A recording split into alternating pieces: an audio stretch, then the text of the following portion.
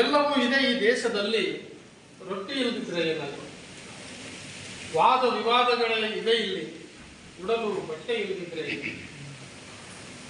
ಆ ಭಯೋತ್ಪಾದಕ ಧರ್ಮ ಕೇಳಿ ಕೊಲ್ಲುತ್ತಿದ್ದಾರೆ, ಈ ಸರ್ಕಾರದವರು ಜಾತಿ ಕೇಳಿ ಕೊಲ್ಲುತ್ತಿದ್ದಾರೆ. ಸಾವಿನ ಖಜಾನೆಯು ಮುಂಬಡ್ತಿಯಾಗುತ್ತಿದೆ ಇಲ್ಲಿ. ಮಾನವೀಯತೆ ಕೇಳುವವರು ಇಲ್ಲದಿದ್ದರೆ ಏನಾಯಿತು? ಅವರು ಮಿಷಲ್ ಹಾಕುತ್ತಿದ್ದಾರೆ, ಇವರು ಡ್ರೋನ್ ಕ್ಷಿಪಣಿಗಳ ಸಿಡಿಸುತ್ತಿದ್ದಾರೆ. ಗೊತ್ತಿಲ್ಲ ಇನ್ಯಾರು ಅಣುಬಾಂಬು ಹಾಕುವರು. ಎಲ್ಲರ ಮನೆಗಳಲ್ಲಿ ಹೆಣಗಳು ಬೀಳುತ್ತಿವೆ. ಹೋಳಿ, ಯುಗಾದಿ, ರಂಜಾನ್ ಇದ್ದರೆ ಏನು? ಮಾರ್ವಾಡಿಗನ ಕೈಲಿ ದೇಶ ಕೊಟ್ಟಿದ್ದೇವೆ,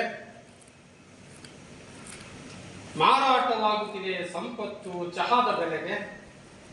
ಗಡ್ಡದಾರಿ ಏನು ಗೊತ್ತು ಆತ ಕೆಲಸಗೇಡಿ ಇಲ್ಲಿ. 10-20 ದೇಶ ಸುತ್ತಿದ್ದಾನೆ, ಬುದ್ಧಿ ಇಲ್ಲದಿದ್ರೆ ಏನಾಗಿದೆ? ಸಾಮ್ರಾಜ್ಯಶಾಹಿ ರಾಷ್ಟ್ರಗಳ ದ್ವೇಷಕ್ಕೆ ಸಣ್ಣ ರಾಷ್ಟ್ರಗಳು ಹೊತ್ತಿ ಉರಿಯುತ್ತಿವೆ. ಸಾವಿರಾರು ಒಪ್ಪಂದಗಳು ಕಸವಾಗಿವೆ.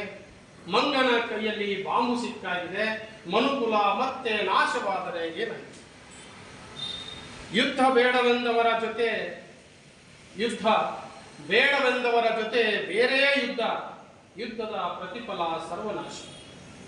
ಯಾರೇನೇ ಕೂಗಲಿ, ಯುದ್ಧ ಸಾರಲಿ, ಗುರಿಯಿಟ್ಟು ಹೊಡೆಯಲಿ, ಪಕ್ಕದವರು ಕೈ ಜೋಡಿಸದಿದ್ದರೇನಾಯಿತು?